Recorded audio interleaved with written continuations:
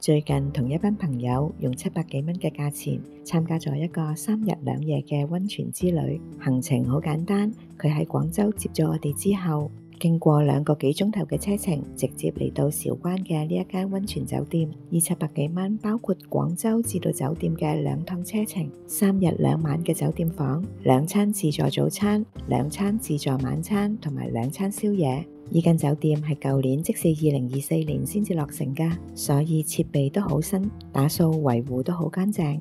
睇下佢嘅房間，大細適中，設備都好齊全㗎。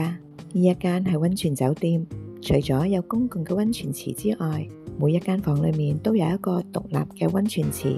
唔中意同其他人一齊浸泡嘅話，就可以留喺房間裏面自己浸啦。700幾蚊包咗咁多嘢，真係幾抵㗎。不過酒店附近就比較偏僻，距離一啲景點都比較遠，所以出去玩就唔係咁方便啦。